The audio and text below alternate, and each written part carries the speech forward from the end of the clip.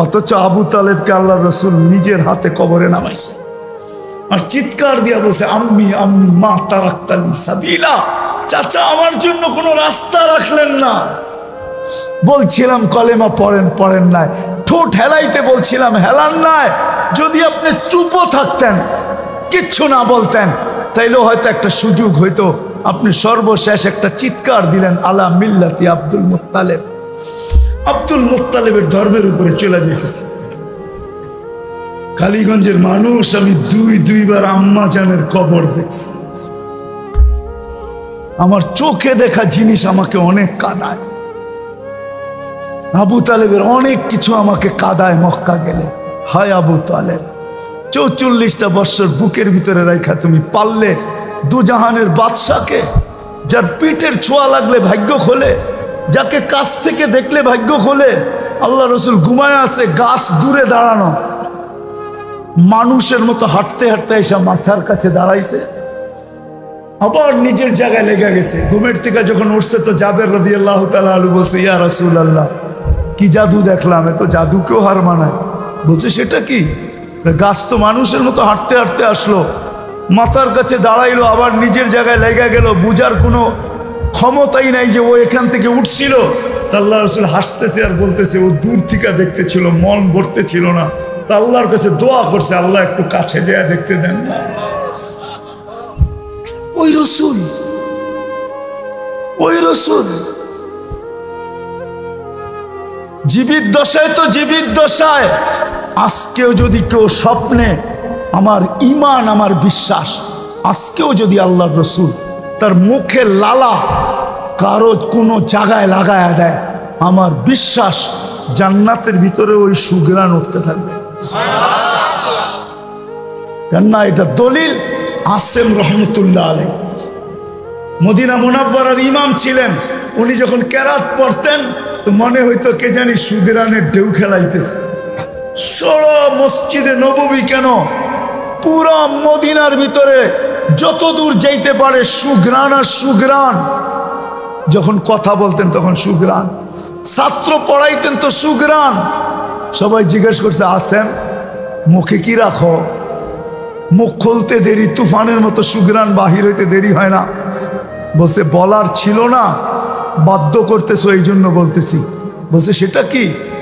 ওনার পড়া খুব সুন্দর ছিল যে আল্লাহ রসুল স্বপ্নে আসছেন দুই সাথীকে নিয়ে, আবু বকর আর ওমর রাদিয়াল্লাহু তাআলা আনহুকে নিয়ে। আর আয়েশা বলছে, আসেম একটু কোরআন শোনাও না, তোমার কোরআন বড় সুন্দর। তো বলছি, ইয়া রাসূলুল্লাহ আপনাকে শোনাবো? বলছে শোনাও। যখন আমি কোরআন শুনানি শেষ করছি আল্লাহ রসুল বলছে, হা করো, জিব্বা বাহির করো। আমি জিব্বা বাহির করছি। আল্লাহ রসুল মুখের লালা আমার জিব্বায় লাগায় দিচ্ছেন। ওই থেকে সুঘ্রাণ বাহির,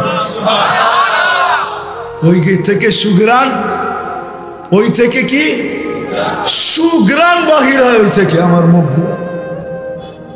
তাহলে তার জীবিত দশায় কিরকম ঘ্রাণ ছিল ওই রসুল। আবু তালেবের কবর আমাকে এখনো কাঁদায়, তার স্মৃতি আমাকে এখনো, আমি মক্কায় গেলে কাঁদে, মনে বড় আঘাত লাগে। মনকে বুঝাইতে পারি না, দুনিয়ার কোনো পরিচয় চলবে না, পজিশন চলবে না। রব্বে কাবার কসম যদি চলতো, আমি প্রথমেই বলছিলাম ফেরাউনের বাড়ির কিতদাসীর কবর আমাকে কাঁদাইছে। ওই কবর আমি চিনি, আমি গিয়ে আসছি কবরে। জর্ডান আর মিশরের বর্ডারে আছে, প্রতিদিন হাজার হাজার মানুষ যায়। পুরা কবর প্যাক করা, শুধু একটা জায়গা দিয়ে একটু ছিদ্র আছে, ওটা দিয়ে যে সুঘ্রাণ বাহির হয় হাজার হাজার মানুষের জন্য যথেষ্ট। ওই কবর কোনোদিন আমাকে কাঁদাইত না। ফেরাউনের বাড়ির কিতদাসী, নাম ছিল মাস্তা, তার কবর থেকে সুঘ্রাণ। জিবরিল আলাইহিস সালামকে জিজ্ঞাসা করছে, আল্লাহ রাসূল কতদিন বাহির হবে? কাইলা ইয়াউমিল কিয়ামা, কিয়ামত পর্যন্ত বাহির হতে থাকবে। এই জন্য কমসে কম দুটা জিনিসের নিয়ত আজকে করি। এক তো যে আজকের থেকে নামাজ কোনো অবস্থায় ছাড়ো, ওয়াদা পাক্কা বিলকুল। আরেকটা হলো আল্লাহ আমাদের জন্য সহজ করছে। আর আমি তো সারা দুনিয়া ঘুরা বলতেছি, সেঞ্চুরি হইতে 1 রানের দরকার আছে, দোয়া করি আল্লাহ হায়াত দিলে কখনো সুবিধা মতে রান পিটায় নিয়ে, একটা পিটানের ইচ্ছা না, এক বলে ছক্কাই মারার ইচ্ছা, যাতে 100-এর বেশি হয়ে যায়। আমি সারা দুনিয়া ঘুরা বলতেছি বাংলাদেশের মতো সুযোগ কোথাও নাই। তৃতীয় যে জিনিস, যে নবী তো দুনিয়ার থেকে চলে গেছেন, আজকে 1434 বছর হয়ে গেছে। আমরা নবীজিকে কোত্থেকে পাবো, সাহাবাদেরকে কোত্থেকে পাবো? আল্লাহ ওই আয়াতের ভিতরেই বলে দিয়েছেন উলিল আমরি মিনকুম। যখন আল্লাহর রসুল দুনিয়ার থেকে চলে যাবে, তো তোমরা আল্লাহর রসুলের আদর্শ কার কাছে শিখবে? তো আল্লাহ আমাদেরকে দিক দেখায় গেছেন। আজকে বাংলাদেশে কদমে কদমে কদমে কদমে আছে। বাংলার জমিনের মতো এরকম জমিন দুনিয়াতে নেই। আমি তো আমার দেশকে নিয়ে খুব গৌরব করি। এই জন্য দেখবেন মিডিয়াতে আমার কথা আছে, আমি 10 বছর ধরে চালাইতেছি, বাংলাদেশ নড়ে চড়ে পড়ে না। বিপর্যয়ের স্লোগান হয় বাংলাদেশ বিপর্যয়, ঘটে না, আর কোনোদিন ঘটবেও না। কয়েকদিন আগেই তো মুখার কথা হয়েছিল না, মুখা, মুখা চিনেন? মুখা, মুখা, ঠিক না? আমি বলি মুখা, মুখা চিনেন? বলতেছিল যে মুখা মারবো আমাগরে, ঠিক না? কিছু হয়েছে বাংলাদেশে? হ্যাঁ, কিছু হয়নি। 7.8 ভূমিকম্প বাংলাদেশে আসছে 2013-তে, ঠিক না? 31st নাইটের পরের দিন 50,000 লোক মারা গেল তুরস্কের মতো উন্নত দেশে, মিশায় রেখা গেল মাটির সাথে পুরা শহর। আমাদের দেশে কিচ্ছু হয় না, হয়েছে? হ্যাঁ, 7.8 সমমানের ভূমিকম্প, কিচ্ছু হয় না, হবে না ইনশাআল্লাহ। আমি বুকের ভিতর থেকে বলতেছি আমাদের দেশে কোনো বিপর্যয় হবে না, কেননা এই পরিবেশ তো আমি দুনিয়ার কোথাও পাই নাই। এই পরিবেশ দুনিয়ার কোথাও নাই। কম দুনিয়া তো আল্লাহ আমাকে দেখায় নাই। এরকম আল্লাহ আল্লাহ রসুলের আশেক মাটিতে পয়সা, উপরে নাই সামিয়ানা, রাতের এখন বাজতেছে 11:30 উঠতে 11:36, এরকম মানুষ আমি দুনিয়ার কোথাও পাই না। এত আলেম ওলামা দুনিয়ার কোনো দেশে নাই, হেফজোখানা মক্তব মাদ্রাসা দুনিয়ার কোনো দেশে নাই, এত মসজিদ দুনিয়ার কোনো দেশে নাই, এরকম আশেক যুবক দুনিয়ার কোনো দেশে নাই। আগে মানুষ অনেক কিছু বলতো, ভাবতাম, এখন আর ভাবি না, দিলের ভিতরে এটা নাই। রাস্তাঘাটে চললে দেখি যে আমার দেশের মতো যুবক দুনিয়ার কোথাও নেই। এত ভালো আমাদের দেশে সহজ, হক্কানি আলেম ওলামা আল্লাহ ওয়ালাদের কাছ থেকে এদের সাথে সংযুক্ত হই, নিজেকে কাছে এদেরকে ভালোবাসি। কারণ কি জানেন? আমি কারণও বলে দিতেছি, শেষ কারণ বলে দিতেছি। আচ্ছা, একটা উদাহরণ দিয়ে বুঝাইলে বুঝে আসবে। বাংলাদেশের সর্বকোর্ট থেকে যদি কোনো ব্যক্তির ফাঁসির আদেশ হয়, তাহলে ওর বাঁচার রাস্তা কিয়া থাকে? রাষ্ট্রপতি, ঠিক না? রাষ্ট্রপতির ক্ষমা, ঠিক না? হ্যাঁ, আচ্ছা, রাষ্ট্রপতির ক্ষমার ওইখানে কি কোনো সুপ্রিম কোর্ট চলে? হাইকোর্ট, জজ কোর্ট, উকিল, ম্যাজিস্ট্রেট, কি প্রধান বিচারপতি, ওইখানে কি চলে? না না, আরেকটা চলে, আরেকটা চলে। সেটা হলো রাষ্ট্রপতির কাছে সুপারিশ চলে। কেউ যদি কানে কানে সুপারিশ করে রাজি করাইতে পারে যে আপনি আদেশ পক্ষে দিবেন, বিরুদ্ধে না, সুপারিশ চলে, ঠিক না? ঘরোয়া সুপারিশ, অন্তরালের সুপারিশ, লুকায়িত সুপারিশ, আপনজনের সুপারিশ চলে, ঠিক না? আল্লাহ কিয়ামতের মাঠের মালিক, মালিক ইয়াউমিদ্দিন।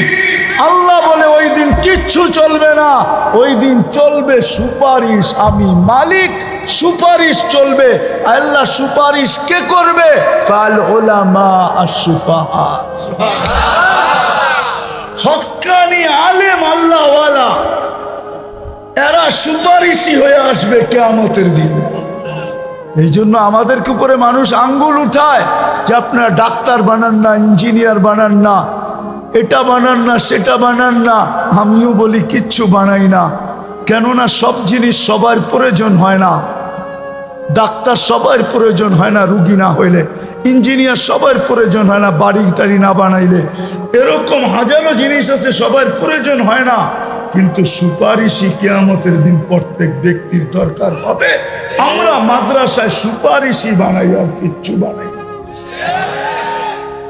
আমি তো বলি, আমি একটু আগে বলে আসছি মার্কাজে, মাধবদী মার্কাজে বলে আসছি আমি একটু আগে, যে আমার জাতি যদি হক্কানি আলেম ওলামা আল্লাহওয়ালাদের সাথে নিজেকে সংযুক্ত করার মতো করত, তাহলে আমি ভাগ করে দেখছি একজন আলেম 400 জনকে নিয়ে জান্নাতে যাবে, একজন হাফেজ 10 জনকে নিয়ে জান্নাতে যাবে।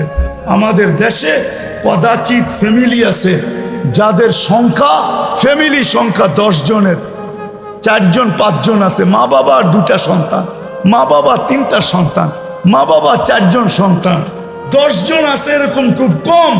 ছেলে যদি হাফেজ হইল, তাইলে সে পুরা ফ্যামিলিকে নিয়ে যাওয়ার পরেও বলবে আল্লাহ আমার কোটা পুরা হয় না, এখনো 2 জন বাকি আছে। তো আল্লাহ বলে যেই দেশতে মনে চায় টোকায়া পুরা কর। আলেমরা নিয়ে যাবে 400 জন।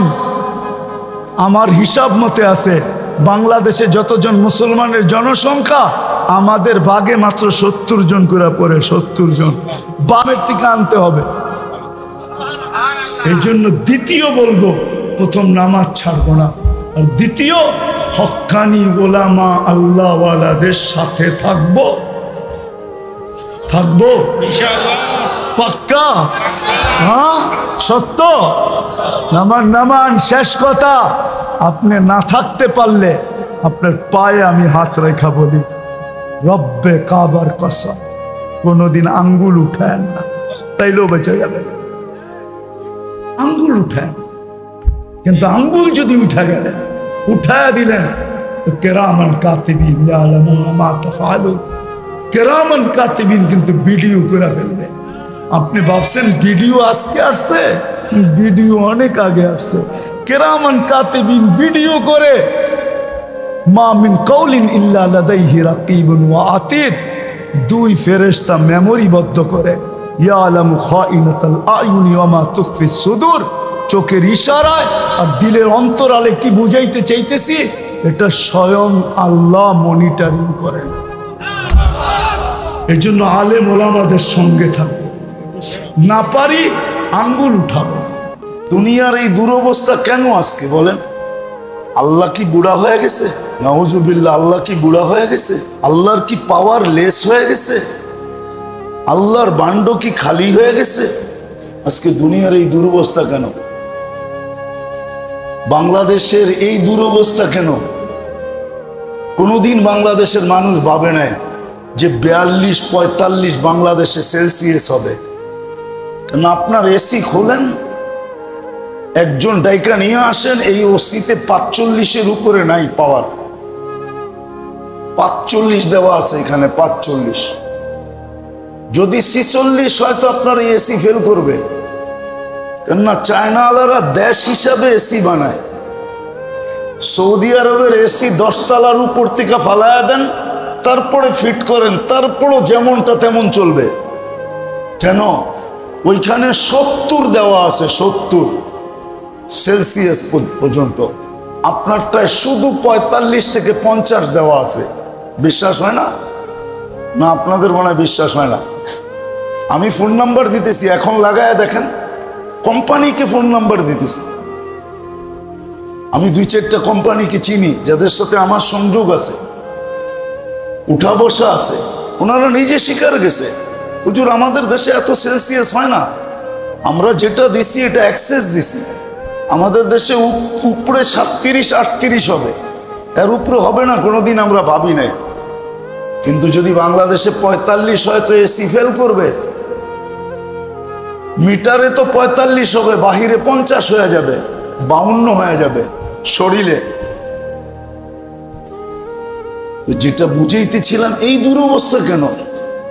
দুবাইওয়ালারা কোনোদিন স্বপ্নও দেখে না, ওরা শুধু বন্যা দেখতো কোন কোন দেশে হইতেছে, ওদের দেশে বন্যা হবে এটা ওরা কোনোদিন স্বপ্নও ভাবে নাই। কি হয় নাই বন্যা? গতকালকে সৌদিতে যেই তুফান হয়েছে আমাদের দেশকে ফেল করে দিছে। দেখেন আপনি, মিডিয়া আছে, গাড়িগুলো উড়ায় নিয়ে যাইতেছে। আজকের রিপোর্ট দেখেন, মক্কা মদিনায় বৃষ্টি শুরু হয়েছে, তুমুল দাঁড়ে বৃষ্টি, 3 দিন চলবে। কি অবস্থা হবে ভাবতেছি তো, হজে কি জানি হয়। এই যে দুনিয়ার জলবায়ু চেঞ্জ কেন, কারণটা কি? কি কারণে এই দুরবস্থার শিকার আজকে দুনিয়ার মুসলমান? আপনি তো চিৎকার দিতেছেন জলবায়ু উল্টা হয়ে গেছে। আসলে না, সত্য এটাই, কোরআন হাদিস এটাই বলে যে মানুষের আমলের প্রভাব প্রকৃতির উপরে পড়ে, তখন প্রকৃতি মানুষের বিরুদ্ধে চলে যায়। ওয়েদারও একটা প্রকৃতি। সমুদ্র মানুষের বিরুদ্ধে চলে গেলে ওটার নাম হয় টর্নেডো, ওটার নাম হয় সাইক্লোন। বাতাস মানুষের বিরুদ্ধে চলে গেলে ওটার নাম হয় টর্নেডো। গরম মানুষের বিরুদ্ধে চলে গেলে এটার নাম হয় খরা। খরা হলো কেন? 3 কারণে খরা হয়, আর যেটা সুস্পষ্ট 3 কারণে খরা। প্রথম কারণ হলো মুসলমান পাই হিসাব করে জাকাত দেয় না, যার কারণে খরা। পাই হিসাব করে কেউ জাকাত দেয় না। পাই হিসাব করে যদি জাকাত দেওয়ার মতো দিত, তাহলে মুসলিম সমাজে কোনো গরিব থাকতো না, বরং 4-5টা দেশের জাকাত দিয়ে সারা মুসলিম দেশ ধনী হয়ে যেত। কি বলেন? নাম বলবো না, ইঙ্গিতে বোঝেন। 4-5টা দেশ যদি হিসাব করে জাকাত দিত আর মুসলমানদেরকে দিত, ঠিক মতে দিত, তাহলে সারা দুনিয়ার মুসলমান ধনী হয়ে যেত। জাকাত কেউ হিসাব করে দেয় না। বেহায়াই যতটুকু বাড়ছে ফ্যাশনের রূপ দিয়া মুসলিম সমাজে, এটা তো বলা বাহুল্য, ঠিক না? এটাই তো ট্রেডিশন এখন, ঠিক না? এটাই তো সভ্যতা। কি বলেন? বেহায়াই যতটুকু বাড়ছে, আর তৃতীয় হইল আল্লাহ যতটুকুই সুযোগ দেখ মুসলমানকে, কেউ আল্লাহর সুযোগ গ্রহণ করতে রাজি না। একটা উদাহরণ দিই, রমজান 1 মাস 70 মাস ছিল। একদিনের ইবাদত 70 দিনের ইবাদত, 70 গুণ ফরজ বেড়া যায়। তাহলে 1 মাসে 70 মাসের ফরজ আদায় করা যেত। বলেন কয় % মুসলমান নামাজ পড়ছে? বলেন না, আপনারা চুপ আছেন কেন? বলেন, ইমাম সাহেব বলুক, কয় %?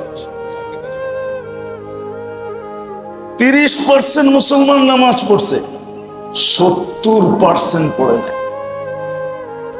এত বড় সুযোগ দিলেন, 1 মাস পরেই যদি ঘরে বসে থাকতো, তারপরে তো আজকে আল্লাহকে বলতে পারতো যে আমাদের তো 70 মাস পড়া আছে, আপনি আমাদেরকে গরম দিলেন তো দিলেন কি করে?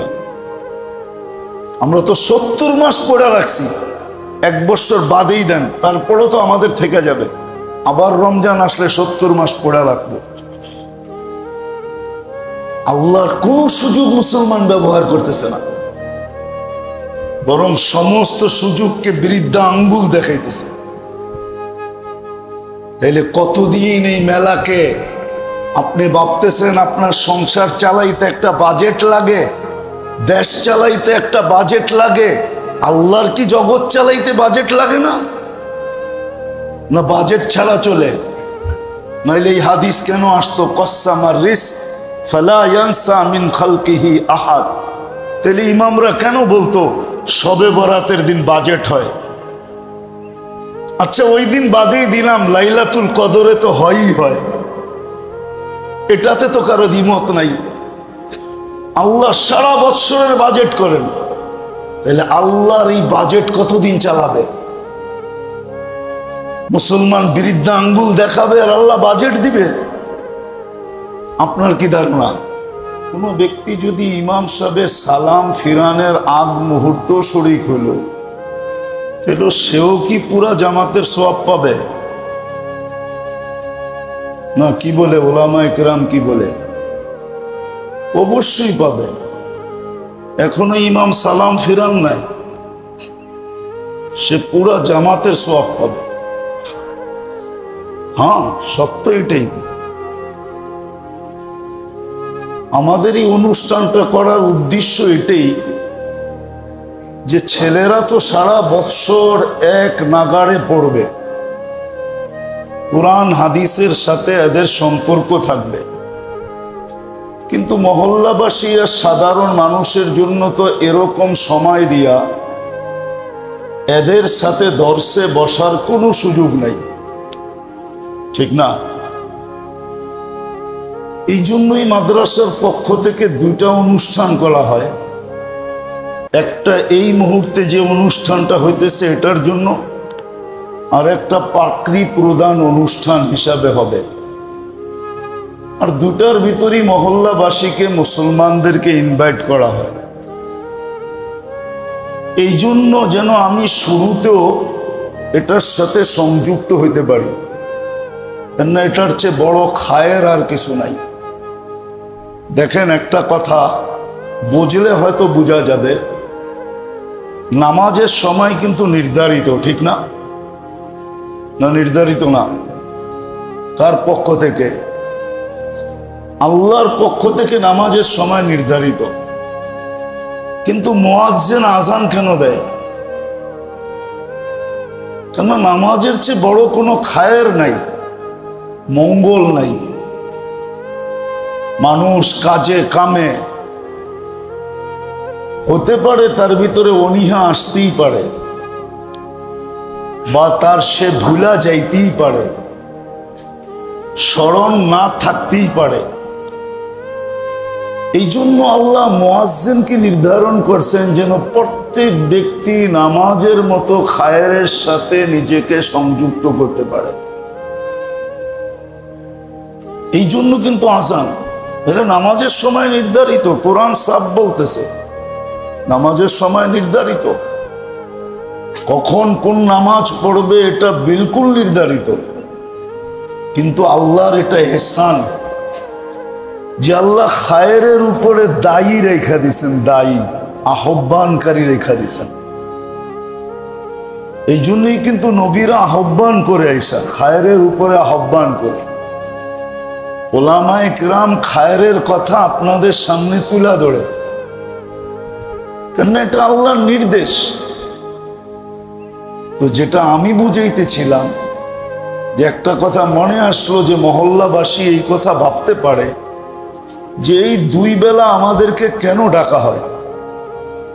আমিও বলি কেন ডাকা হয়, ওটাই বলতে চাইতেছিলাম যে আমরা এটা মাদ্রাসার আঙ্গিনায়ও করে নিতে পারতাম, এটা আমরা মাদ্রাসার কামরায়ও করে নিতে পারতাম।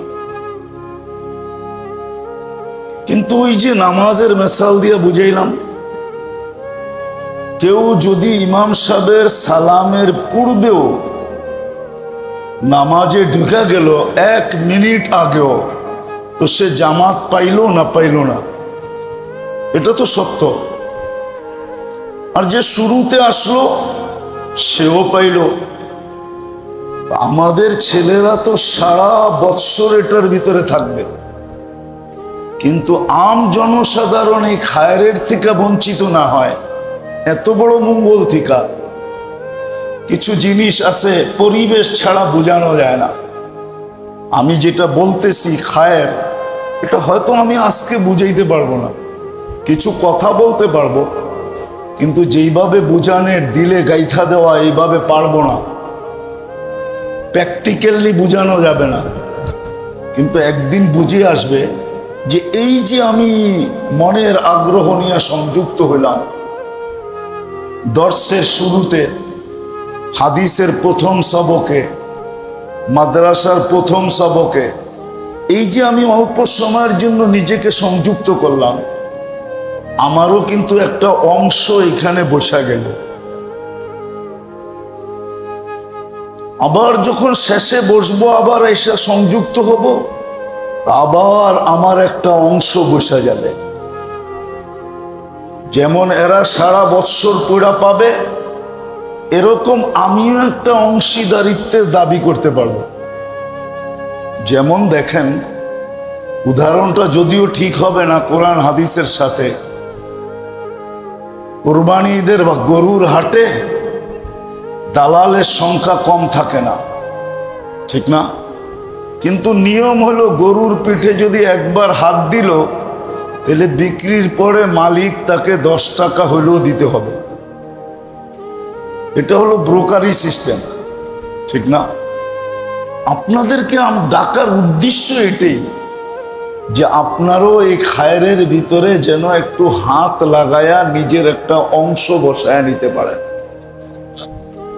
এই জন্যই মাদ্রাসাওয়ালা ডাকে, নাহলে কোনো প্রয়োজন ছিল না ডাকার। আমরা কামরায় করে নিতে পারতাম, মাদ্রাসার আঙ্গিনায় করে নিতে পারতাম, নিজেরা করে নিতে পারতাম। কিন্তু হবে একদিন, কিয়ামতের দিন যখন দেখা হবে, তো আপনারাও বলবেন এই সুযোগ থেকে আমাদেরকে আপনারা বঞ্চিত করলেন কেন? একটু আওয়াজ দিলেই তো আমরা এই সুযোগের সাথে সংযুক্ত, এই সুযোগের সদ্ব্যবহার করতে পারতাম, আমরাও এটার সাথে সংযুক্ত হতে পারতাম। এই জন্যই আপনাদেরকে 2 বেলা কমসে কম ডাকা হয়, আবার মাঝে মাঝেও ডাকা হয়। মাদ্রাসাওয়ালারা মহল্লাবাসীকে বা সাধারণ মুসলমানকে মাঝে মাঝেই ডাকে, কিন্তু কেউ হয়তো বিরক্তি বোধ করে যে আমাদেরকে কেন ডাকে। আবার কেউ অন্যরকম উক্তি যুক্তিও করে যে হুজুরগো কোনো কাম নাই, খালি আমাদেরকে ডাকে আর চান্দা চায়। আসলে রব্বে কাবার কসম, সত্য এটাই। দেখেন, একটা কথা এটা মাইনা নেন, যদি অন্যভাবে নেন তাইলে আমার বলা উচিত হবে না। আমরা যতটুক পেটে পাথর বাঁধতে পারবো, এতটুক পেটে পাথর কেউ বাঁধতে পারবে না। প্রমাণ দিব, প্রমাণ দিব। এখন অটো চালাইলে পাওয়া যায় 30,000 টাকা মাসে। একটা ওস্তাদেরও বেতন 15,000 টাকার উপরে আছে কিনা আমার জানা নেই, অথচ অটো চালাইলে 30,000 কামানো যায়। সে কি 15,000-এ ছাড় দেয় না? কি আপনার যদি কামানের সুযোগ থাকতো আপনি কি ছাড় দিতেন? বলেন। ভালো ভালো লোকদের তো আমরা দেখি এই সমাজে যে অফিস আদালতে সুযোগ আসলে ছাড় দেয় না। ইঙ্গিতে বললাম, আমরা যতটুকু পেটে পাথর বাঁধতে পারবো, এটা বুকে হাত দিয়ে বলতেছি, এতটুকু কেউ বাঁধতে পারবে না। যার কারণেই মসজিদ মাদ্রাসাগুলো চলতেছে। নাহলে একজন ইমামের বেতন কয় টাকা বলেন? এতটুক বেতন তো আপনার যতটুক ইমাম পায় এতটুক তো আপনার চা নাস্তায় চলে যায়। বাকি সংসার চালানোর কথা তো বাদেই দিলাম, তারপরও তো এরা লেগা আছে। অন্যভাবে নিয়েন না, এটা সঠিকভাবে যদি বোঝেন তাহলে সহি বুঝ আসবে। আর নাইলে আপনিও উক্তি করবেন, যুক্তি করবেন, কটাক্ষ করবেন, কিন্তু সহিভাবে যদি বোঝেন তাহলে বুঝে আসবে। হুজুররা আসলে চান্দার জন্য আপনাদেরকে একত্রিত করে না, মাঝে মাঝে ডাকে না। আজ পর্যন্ত দিনী প্রতিষ্ঠান বন্ধ হয় নাই, বহুতবার হুমকি আসছে, ধমকি আসছে, সবাই বলছে কিচ্ছু দিব না। আল্লাহর যতদিন চালানের অতদিন আল্লাহ এগুলাকে চালাবে, এতে কোনো সন্দেহ নেই। কিভাবে চালাবে এটা আপনি আর আমি জানি না, কেননা ইন্দাহু উম্মুল কিতাব, আসল বুকস তো আল্লাহর কাছে, ওটাই লেখা আছে। শুধু আমরা আপনাদেরকে বারবার ডাকি, বৎসরে 2 বার তো ডাকি, মাঝে মধ্যেও ডাকি, শুধু সংযুক্ত করার জন্য, যেন কিয়ামতের দিন বলা যায় যে আমিও সংযুক্ত ছিলাম, আমিও সংযুক্ত ছিলাম। এরা তো সারা বৎসর পড়বে, ছুটি দিলে বাড়িতে যাবে, নাইলে যাবে না। কিন্তু আপনার আমার কাছে তো সুযোগ হবে না যে একদিন এসে হাদিসের দর্শে বসবো। আমরা দেখি ফজরের পরে কিন্তু আমি বারিন্দেই পড়াই, কখনো মাগরিবের পরেও পড়াই, কখনো জোহরের পরেও পড়াই। কিন্তু আমরা অন্য জায়গায় দেখছি, অন্য জায়গায় দেখছি, আমরা যখন দেওবন্দে ছিলাম তখন আমরা দেখছি, আমি যখন বাহিরে পড়াইতাম তখন দেখতাম ফোন আসতো, হুজুর সবক কখন বসবেন? কেন বাবা, আপনি তো ছাত্র না। হুজুর আমরা একটু বরকতের জন্য বসবো। কিন্তু আমি দেখি আমার মহল্লার কেউ ফজরের পরে বসে না, যে চলো আমি তো বুঝবো না, কমসে কম হাদিসের ধ্বনিটা তো কানে আসবে, আল্লাহর রসুলের হাদিসের ধ্বনি। দুনিয়ার এই দুরবস্থা কেন আজকে বলেন? কেন? আল্লাহ কি বুড়া হয়ে গেছে? নাউজুবিল্লাহ, আল্লাহ কি বুড়া হয়ে গেছে? আল্লাহর কি পাওয়ার লেস হয়ে গেছে? আল্লাহর বান্ড কি খালি হয়ে গেছে? আজকে দুনিয়ার এই দুরবস্থা কেন? বাংলাদেশের এই দুরবস্থা কেন? কোনোদিন বাংলাদেশের মানুষ ভাবে নাই যে 42-45 বাংলাদেশে সেলসিয়াস হবে।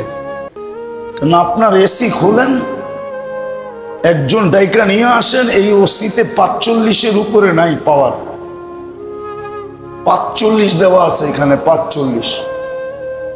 যদি 46 হয় তো আপনার এসি ফেল করবে। কেননা চায়না আলারা দেশ হিসাবে এসি বানায়। সৌদি আরবের এসি 10 তলার উপর থেকে ফালায়া দেন, তারপরে ফিট করেন, তারপরও যেমনটা তেমন চলবে। কেন? ওইখানে 70 দেওয়া আছে, 70 সেলসিয়াস পর্যন্ত। আপনারটায় শুধু 45 থেকে 50 দেওয়া আছে। বিশ্বাস হয় না? না আপনাদের মনে হয় বিশ্বাস হয় না? আমি ফোন নাম্বার দিতেছি, এখন লাগায় দেখেন, কোম্পানিকে ফোন নাম্বার দিতেছি। আমি 2-4টা কোম্পানিকে চিনি যাদের সাথে আমার সংযোগ আছে, উঠা বসা আছে। ওনারা নিজে স্বীকার গেছে, হুজুর আমাদের দেশে এত সেলসিয়াস হয় না, আমরা যেটা দিছি এটা অ্যাক্সেস দিছি। আমাদের দেশে উপরে 37-38 হবে, এর উপরে হবে না কোনোদিন, আমরা ভাবি নাই। কিন্তু যদি বাংলাদেশে 45 হয় তো এসি ফেল করবে। মিটারে তো 45 হবে, বাহিরে 50 হয়ে যাবে, 52 হয়ে যাবে শরীরে। যেটা বুঝাইতেছিলাম, এই দুরবস্থা কেন? দুবাইওয়ালারা কোনোদিন স্বপ্নও দেখে না, ওরা শুধু বন্যা দেখতো কোন কোন দেশে হইতেছে, ওদের দেশে বন্যা হবে এটা ওরা কোনোদিন স্বপ্নও ভাবে নাই। কি হয় নাই বন্যা? গতকালকে সৌদিতে যেই তুফান হয়েছে আমাদের দেশকে ফেল করে দিছে। দেখেন আপনি, মিডিয়া আছে, গাড়িগুলো উড়ে নিয়ে যাইতেছে। আজকের রিপোর্ট দেখেন, মক্কা মদিনায় বৃষ্টি শুরু হয়েছে, তুমুলধারে বৃষ্টি, 3 দিন চলবে। কি অবস্থা হবে ভাবতেছি তো, হজে কি জানি হয়।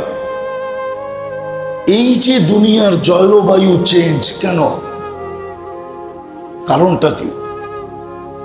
কি কারণে এই দুরবস্থার শিকার আজকে দুনিয়ার মুসলমান? আপনি তো চিৎকার দিতেছেন জলবায়ু উল্টা হয়ে গেছে। আসলে না, সত্য এটাই। কোরআন হাদিস এটাই বলে যে মানুষের আমলের প্রভাব প্রকৃতির উপরে পড়ে, তখন প্রকৃতি মানুষের বিরুদ্ধে চলে যায়। ওয়েদারও একটা প্রকৃতি। সমুদ্র মানুষের বিরুদ্ধে চলে গেলে ওটার নাম হয় টর্নেডো, ওটার নাম হয় সাইক্লোন। বাতাস মানুষের বিরুদ্ধে চলে গেলে ওটার নাম হয় টর্নেডো। গরম মানুষের বিরুদ্ধে চলে গেলে এটার নাম হয় খরা। খরা হলো কেন? 3 কারণে খরা হয়, আর যেটা সুস্পষ্ট 3 কারণে খরা। প্রথম কারণ হলো মুসলমান পাই হিসাব করে জাকাত দেয় না, যার কারণে খরা। পাই হিসাব করে কেউ জাকাত দেয় না। পাই হিসাব করে যদি জাকাত দেওয়ার মতো দিত তাহলে মুসলিম সমাজে কোনো গরিব থাকতো না, বরং 4-5টা দেশের জাকাত দিয়ে সারা মুসলিম দেশ ধনী হয়ে যেত। কি বলেন? নাম বলবো না, ইঙ্গিতে বোঝেন। 4-5টা দেশ যদি হিসাব করে জাকাত দিত আর মুসলমানদেরকে দিত, ঠিক মতে দিত, তাহলে সারা দুনিয়ার মুসলমান ধনী হয়ে যেত। জাকাত কেউ হিসাব করে দেয় না। বেহায়াই যতটুকু বাড়ছে ফ্যাশনের রূপ দিয়া মুসলিম সমাজে, এটা তো বলা বাহুল্য, ঠিক না? এটাই তো ট্রেডিশন এখন, ঠিক না? এটাই তো সভ্যতা। কি বলেন? বেহায়াই যতটুকু বাড়ছে, আর তৃতীয় হইল আল্লাহ যতটুকুই সুযোগ দেখ মুসলমানকে, কেউ আল্লাহর সুযোগ গ্রহণ করতে রাজি না।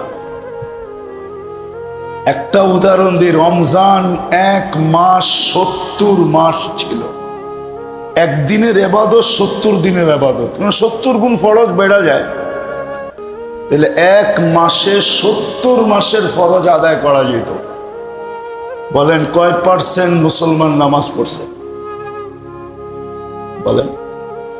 বলেন না, আপনারা চুপ আছেন কেন? বলেন, ইমাম সাহেব বলুক, কয় %? 30% মুসলমান নামাজ পড়ছে, 70% পড়ে নাই।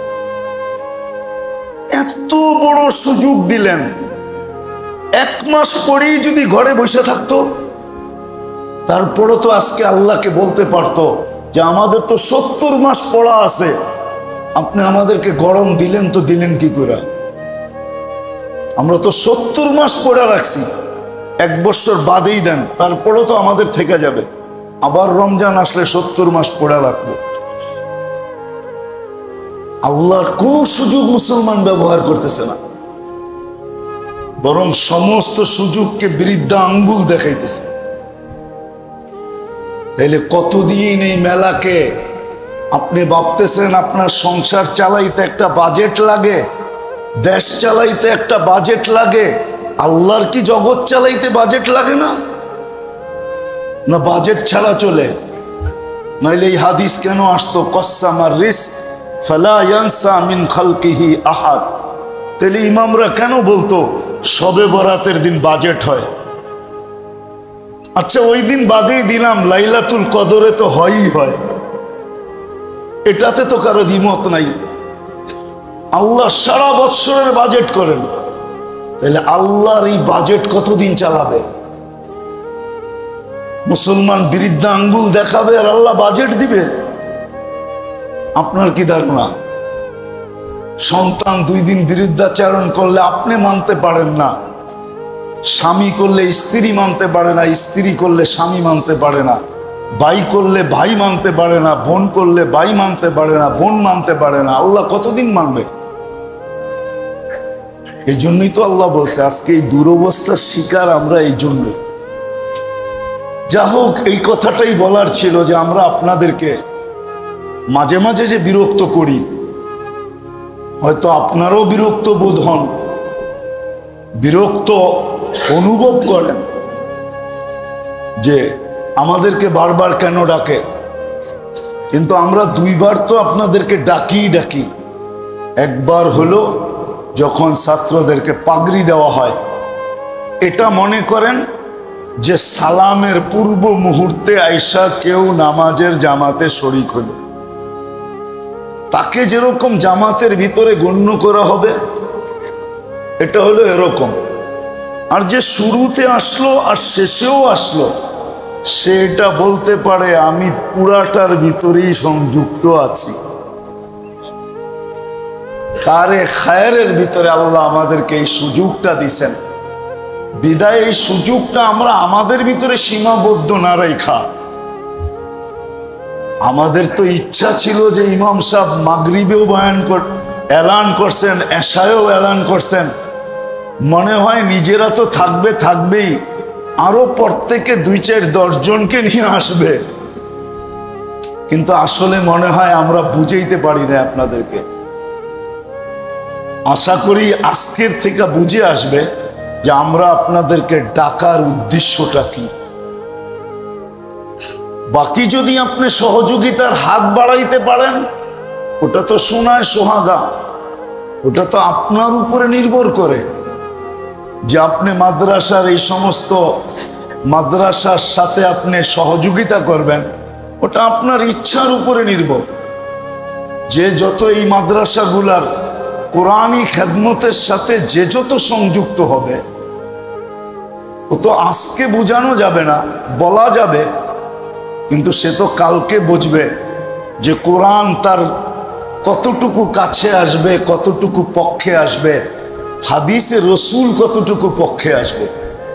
আমার একটা কাহিনী মনে উঠছে, এই জন্য বলতেছি। লোকটা এখনো জীবিত আছে, কিন্তু একটু দূরে আছে। ইচ্ছা করলেই তাকে আনা যাবে না, আনতে গেলে একটু সময় লাগবে।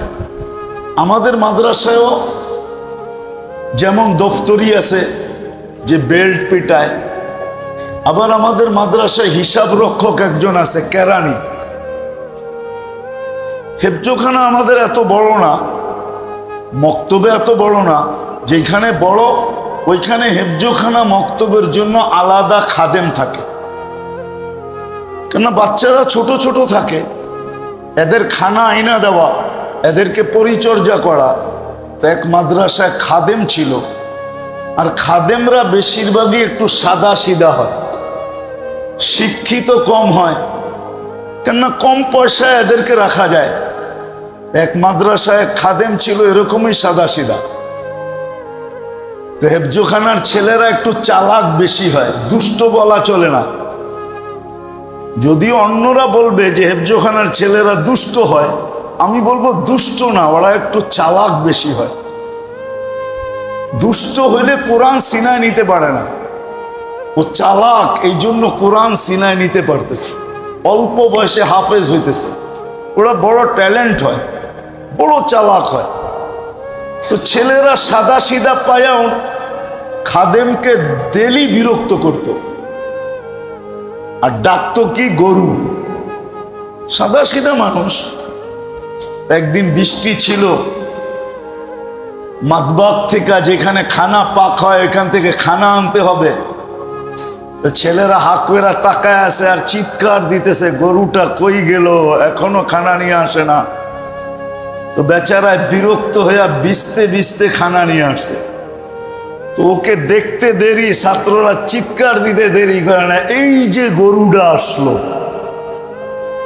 তো বেচারার সাদা সিধা মানুষ চেতলে কিন্তু অনেক চেতে না, কিন্তু কখনো যদি চেতা যায় তাহলে কিন্তু অনেক চেতে। যেমন বোবা মানুষ চেতে না, আর যদি চেতা যায় তাহলে কিন্তু দড়ি ছিঁড়া গরুর মতো, ও কাউকে মানে না। তো খানা নামায় দিয়া মোহতামিম সাহেবকে বলতেছে, আমি চাকরি করব না না না। বলছে কেন? বলছে ছেলেরা সব উল্টা পাল্টা, কিচ্ছু শিখান না, সারাদিন গরু বলে, বৃষ্টির ভিতরে খানা নিয়ে আসলাম তাও গরিব বলে, আর কত সইব বলে চলে গেছে। রাত্রে 2টা-3টা বাজছে, তো মোহতামিম সাহেবের দুয়ারে জানি কে, দরজায় কে খটখটাইতেছে। বেচারায় ওইটা খুলছে, দেখে দারোয়ান, ওই খাদেম। তো বলছে এত রাত্রে?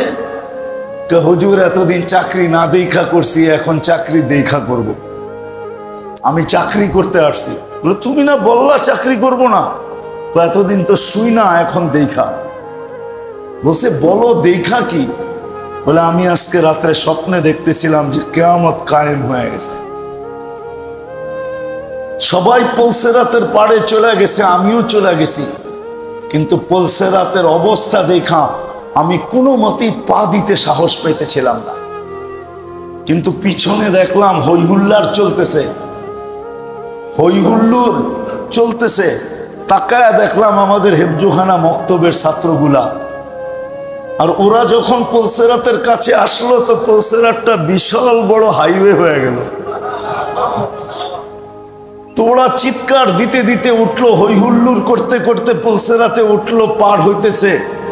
পিছনে একটা ছিল, ওর দৃষ্টি পড়ছে আমার উপরে, তো চিৎকার দিয়া বলছে, আরে তোরা কই যাস, আমাগো গরুটা তো দাঁড়ায় আছে। গরুটাকে নিয়ে যাবি না? তো সব ফিরে আসছে, আয়সা বলতেছে গরুটাকে এইভাবে পার করানো যাবে না, কেউ হাতে ধরো, কেউ পায়ে ধরো, আমরা আরে চ্যাঙ্গুলা করে পার করায় দেব। চ্যাঙ্গুলা বোঝেন? উপরে উঠায়া সবাই দৈরা পার করায় দেব।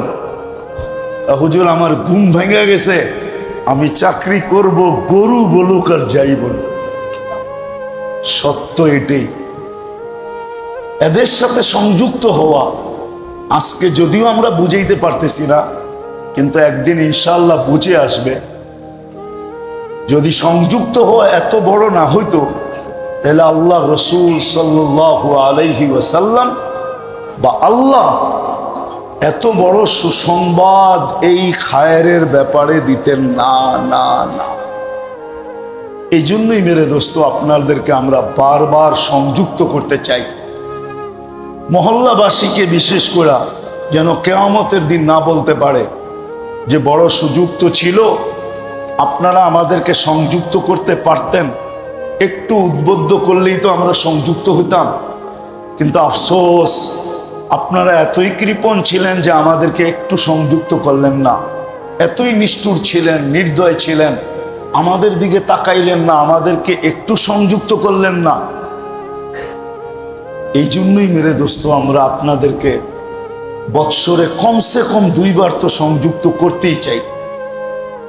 কিন্তু আমি বলবো, যদি মাঝে মাঝে মাদ্রাসার পক্ষ থেকে, মসজিদের পক্ষ থেকে, আপনাদেরকে কমিটির পক্ষ থেকে, মাদ্রাসার শিক্ষকদের, মোহতামেম সাহেবের পক্ষ থেকে আপনাদেরকে ডাকা হয়, তাহলে কমসে কম নিজেকে সংযুক্ত করার জন্য হলেও একটু আসে।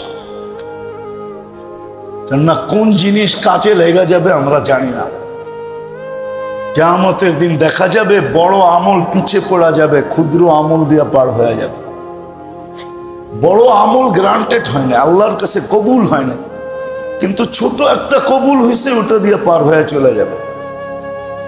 আর এই উম্মত এইভাবেই যাবে, আলহামদুলিল্লাহ, এই উম্মত এইভাবেই যাবে।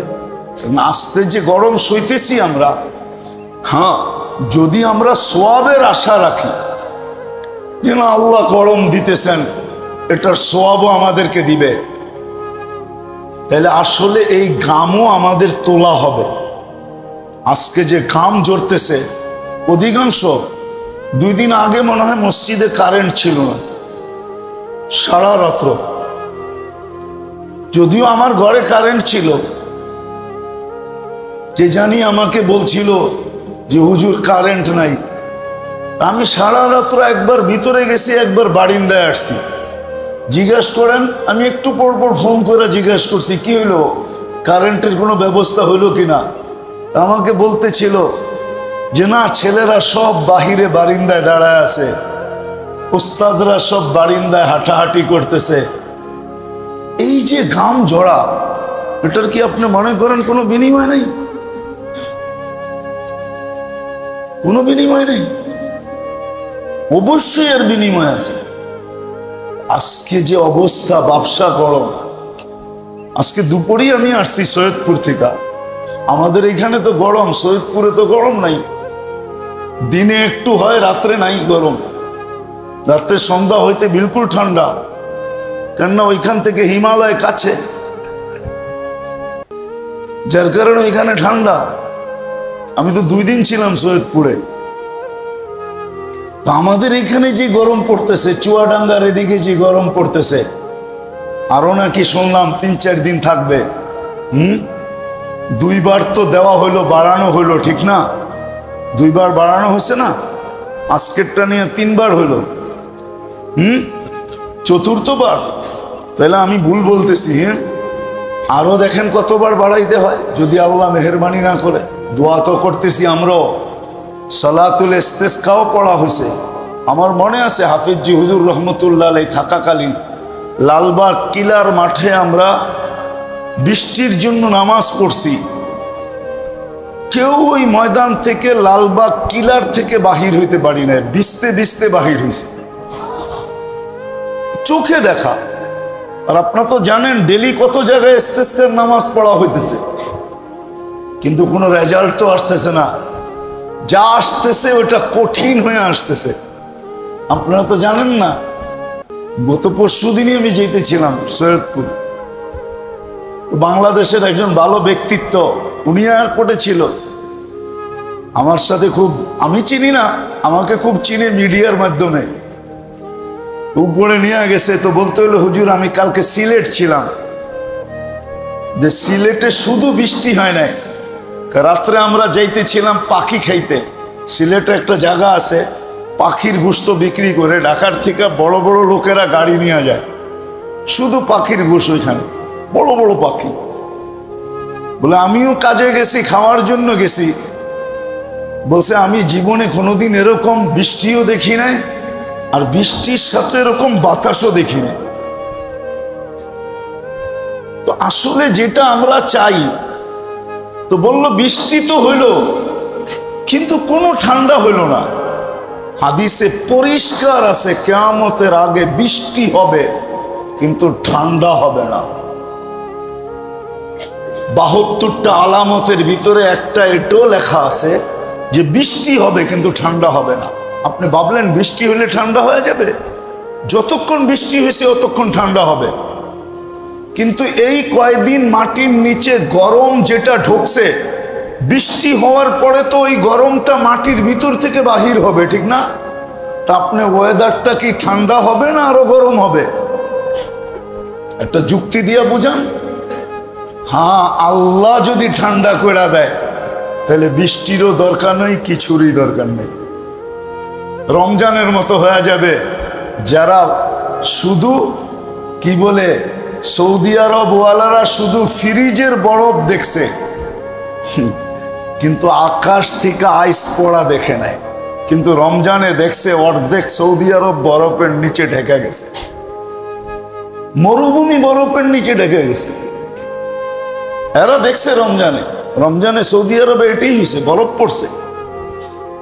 আল্লাহ চাইলে যদি ওয়েদার ঠান্ডা করতে চান তো বৃষ্টির দরকার হবে না। আগুনও তো জানতো না। ইব্রাহিম আলাইহিস সালাম আগুনে ঢুকার পূর্বে আপনারা বলেন আগুন কি জানতো যে তার ভিতরে ঢুকবে আর জ্বলবে না?